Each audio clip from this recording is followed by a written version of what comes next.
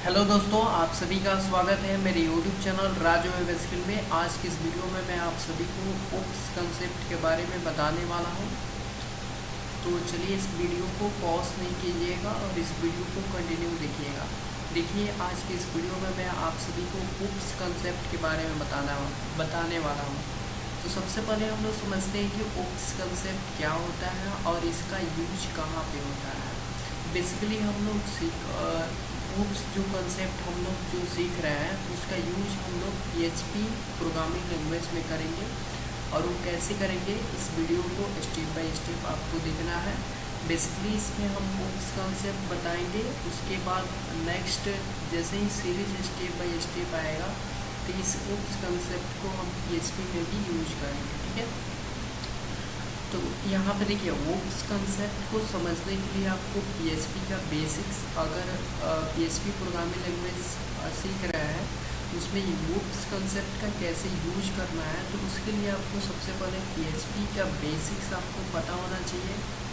PHP का basic कैसे पता होगा, जैसे कि एरे कंसेप्ट आपका क्लियर होना चाहिए, स्ट्रिंग कंसेप्ट क्लियर होना चाहिए, वेरिएबल कंसेप्ट क्लियर होना चाहिए।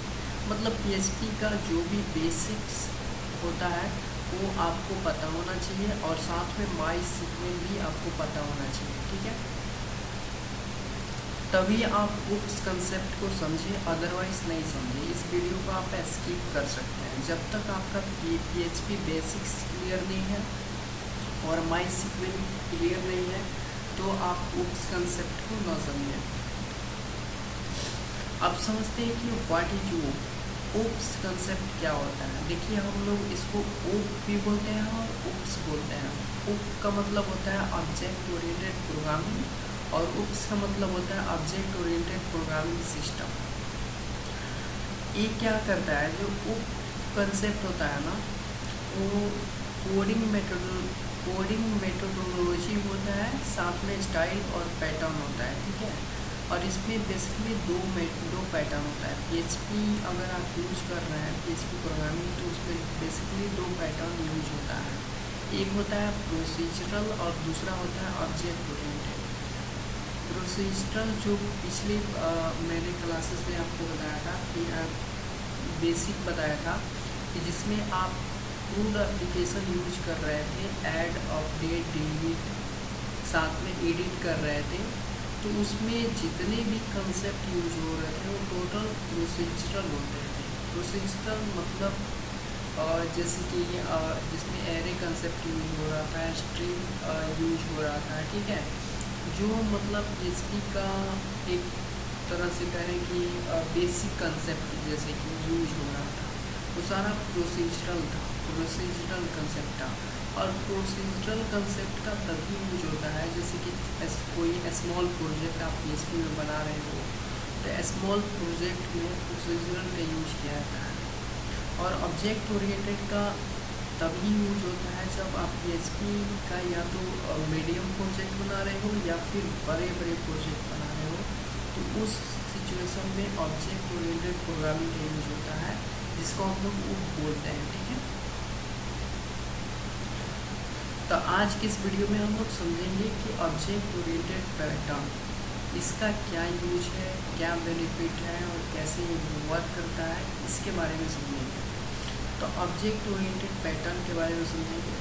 इसमें बेनिफिट ये होता है, सो नंबर 1 बेनिफिट ये है, code more modular and reusable. इसमें क्या होता है ना कि कोड अगर ज़्यादा है तो उसको आप मॉड्यूल कर सकते हो, साथ में उस कोड को बार बार यूज कर सकते हो, ये बेनिफिट होता है। दूसरा, वेल ऑर्गेनाइज कोड होता है। वेल ऑर्गेनाइज कोड का मतलब होता है ये एक सीक्वेंस पैटर्न में होता है। ठीक है, जिसको कोई भी आसानी से समझ सकता है। लेकिन वही प्रोसीजरल होता है ना, ये एक कोई इसमें वे नहीं होता है, ये ऑर्गेनाइज नहीं होता है। ये मतलब कहीं से कहीं आप कोड लिख दिए हो, उसमें क्या होता है, यूजर को समझने में या फिर कोई अदर आदमी अगर आप किए हो तो समझ जाते हो, लेकिन दूसरा अगर कोई किया है तो उसको समझने में थोड़ा इशू आता है, क्योंकि ऑर्गेनाइज कोड नहीं होता है। लेकिन जो ऑब्जेक्ट ओरिएंटेड पैटर्न होता है, उसको कोई भी अगर आप बनाए हो, दूसरा भी अगर किसी को दे रहे हो उस कोड को मैनेज करने के लिए, तो वो आसानी से उस कोड को मैनेज कर सकता है, यानी कि उस प्रोजेक्ट को हैंडल कर सकता है, क्योंकि वेल ऑर्गेनाइज कोड होता है और समझने में कोई इशू नहीं होता है। तीसरा है कि ईजियर टू डिबग। ये जो ऑब्जेक्ट ओरिएंटेड पैटर्न में जो थर्ड बेनिफिट ये होता है कि इसको इजीली डिबग कर सकते हो। अब देखिए इसमें ओप्स कंसेप्ट आजकल बहुत ज़्यादा यूज हो रहा है, क्योंकि ओप्स कंसेप्ट में क्या होता है कि मैंने आपको बताया कि मीडियम साइज़ का प्रोजेक्ट हो या फिर बड़ा से बड़ा प्रोजेक्ट हो, तो उस प्रोजेक्ट को आप PHP में बना सकते हो, क्योंकि ओप्स कंसेप्ट आ गया है।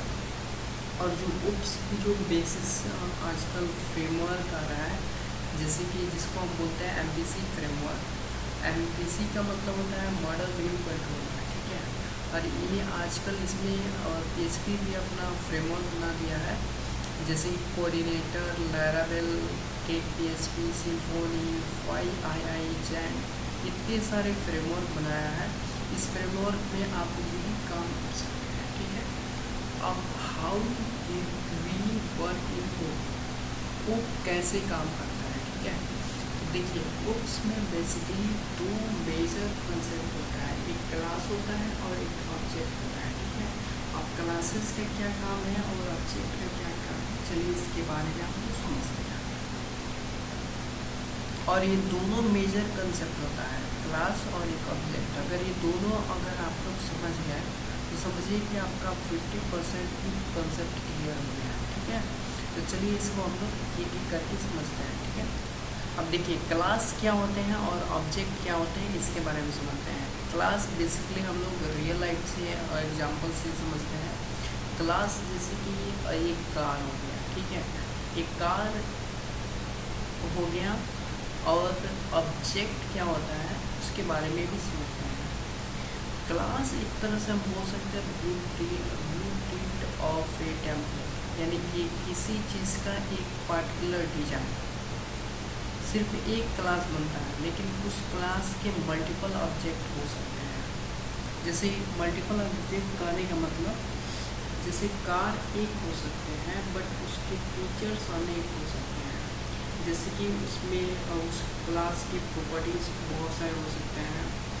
और उस क्लास के जैसे कार है तो उसमें कलर होगा, इंजन होगा, सीट्स होगा, AC होगा, प्राइस होगा, तो ये सारे उस क्लास की प्रॉपर्टीज़ हो गई। यानी कि उस प्रॉपर्टीज़ के अलग अलग वैल्यू हो सकते हैं, जैसे कि कलर हो सकते हैं अलग अलग, उसमें इंजन हो सकते हैं, है ना। एक कार या अनेकों तरह के एक कार हो सकते हैं, लेकिन उसका नाम सिर्फ कार ही है। कार एक तरह से क्लास, जिसको हम लोग ब्लूप्रिंट ऑफ ऑब्जेक्ट बोल सकते हैं। किसी भी ऑब्जेक्ट का एक ब्लूप्रिंट होता है, उसको हम लोग क्लास बोलते हैं, ठीक है। तो क्लास एक ही हो सकता है, लेकिन उसके ऑब्जेक्ट मल्टीपल हो सकते हैं। जैसे कि अभी मैंने बताया colour, engine, seats, AC, price. अब उसके देखिए यहाँ पे प्राइस का अलग अलग वैल्यू हो सकते हैं, ठीक है। AC अलग अलग हो सकते हैं। तो ऑब्जेक्ट मल्टीपल हो सकते हैं बट क्लास एक ही होगा, ठीक है। अब देखिए बेसिकली जो क्लास होते हैं वो क्लास दो टाइप्स के होते हैं। There are two types of class. एक होते हैं प्रॉपर्टीज़ और सेकंड होता है मेथड्स। प्रॉपर्टीज़ में क्या होता है कि प्रॉपर्टीज़ में फॉर एग्जांपल जैसे क्लास का अगर कैलकुलेशन अगर हम बना रहे हैं तो प्रॉपर्टीज़ में $A, $B, $C। देखिए PHP में जब भी वेरिएबल बनाते हैं तो डॉलर सिंबल का यूज करते हैं, इसलिए मैंने $A, $B, $C लिखा हुआ है। ये किस लिए लिखा हुआ है अभी मैं आपको बताऊंगा। और मेथड्स में मैंने एक फंक्शन लिया हुआ है सम फंक्शन, क्योंकि मैंने कैलकुलेशन का एग्जांपल आपको देना है। तो सम फंक्शन और एक वेरिएबल मैंने बनाया $C = $A + $B और रिटर्न मैंने $C को करा दिया है, ठीक है। फिर ब्रैकेट को क्लोज करा दिया है। यहाँ पे आपको एक चीज़ याद रखना है कि जब भी अगर किसी क्लास के अंदर अगर उसके वैल्यू को स्टोर कराना है तो प्रॉपर्टीज़ का यूज करते हैं। और जब भी किसी क्लास के अंदर किसी प्रॉपर्टीज़ के कैलकुलेशन कराना होता है, किसी प्रॉपर्टीज़ के वैल्यू का कैलकुलेशन कराना होता है, तो उस टाइम हम मेथड्स का यूज करते हैं। जैसे कि आप एग्जांपल देख सकते हैं, यहाँ पे $a का वैल्यू कुछ भी दे सकते हैं, ये क्लास के अंदर ही आपको देना है।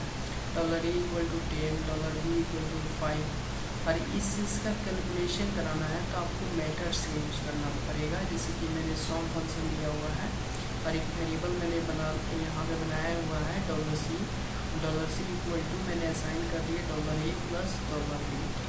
इन दोनों को ऐड करके जो भी वैल्यू होगा वो रिटर्न मैंने $c में करा दिया।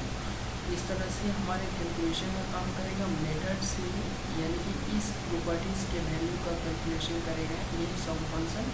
ठीक है, तो ये चीज़ आपको याद रखना है कि जब भी किसी वेरिएबल के अंदर वैल्यू को स्टोर करते हैं तो प्रॉपर्टीज़ भी यूज करते हैं, प्रॉपर्टीज़ के यूज करते हैं, और उस प्रॉपर्टीज़ में जो भी वैल्यू स्टोर कराना है उसका कैलकुलेशन कराना है तो उसके लिए मेथड्स का यूज करते हैं। ठीक है,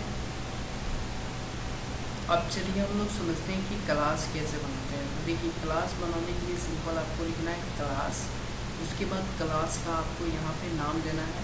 देखिए, क्लास का नाम बेसिकली आप या तो एक पे देना है या फिर अंडरस्कोर दे के नाम लिखना है,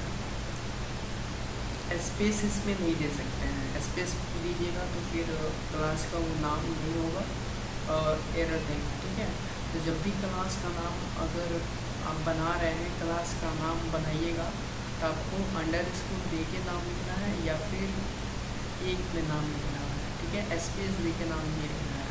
और जो भी क्लास में कुछ भी लिखना चाहते हैं इस ब्रैकेट के अंदर ही आपको लिखना है। ठीक है, तो यहाँ पे चलिए मैं प्रॉपर्टीज डिफाइन कर लेता हूँ कुछ में। तो मैं यहाँ पे बनाता हूँ पब्लिक।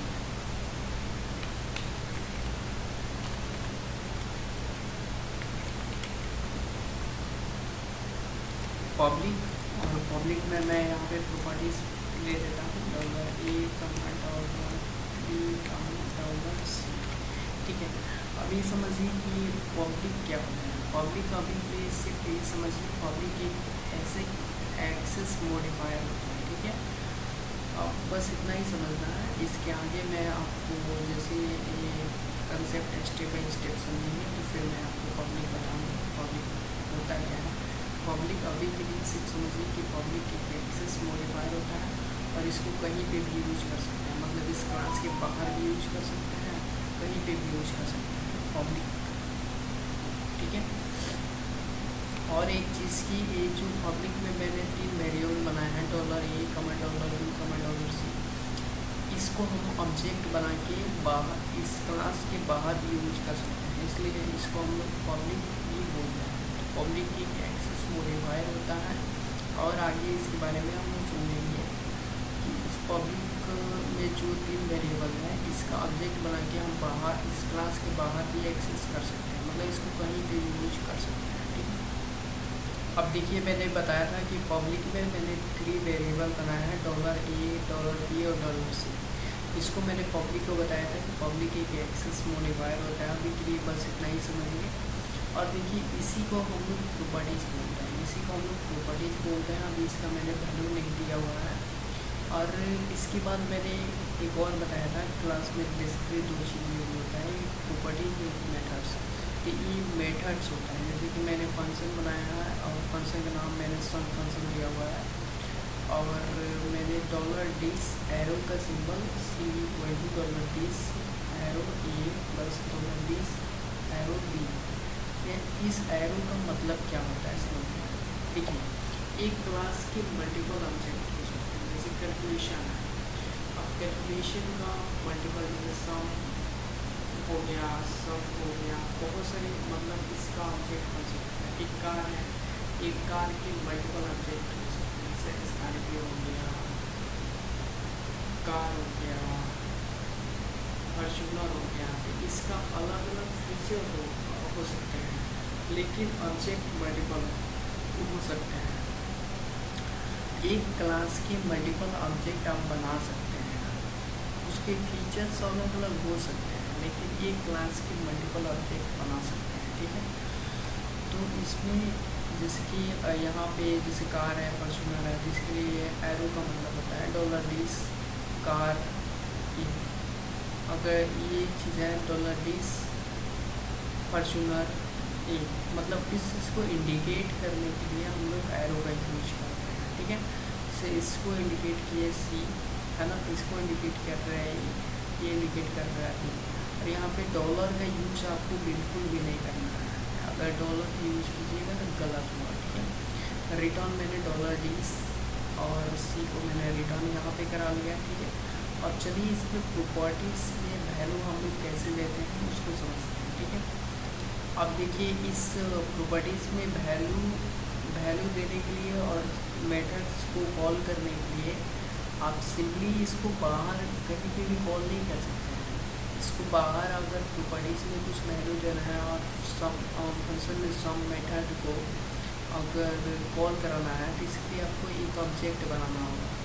बाहर कहीं पे भी एक ऑब्जेक्ट बना सकते हैं, तो इसमें इसकी प्रॉपर्टीज़ में वैल्यू देने के लिए आपको एक ऑब्जेक्ट बनाना ही पड़ेगा। $C1 इक्वल टू मैं एक $C1 है, एक ऑब्जेक्ट है, एक क्लास में मल्टीपल ऑब्जेक्ट बना सकते हैं, ठीक है। न्यू और यहाँ पे कैलकुलेशन मैं क्लास का नाम दे देता हूँ, ठीक है।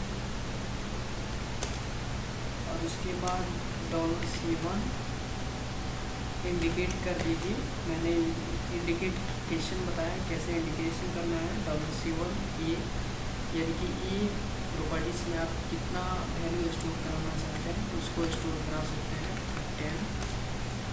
फिर उसके बाद $C1 एरो सिंबल, फिर उसके बाद डी में कितना वैल्यू आप स्टोर कराना चाहते हैं तो मैं 20 स्टोर कराना चाहता हूँ, ठीक है।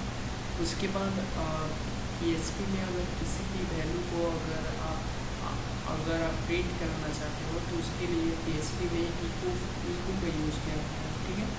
तो इको, उसके बाद $C1 एरो का सिंबल, उसके बाद आपको लिखना है सम फंक्शन, ठीक है।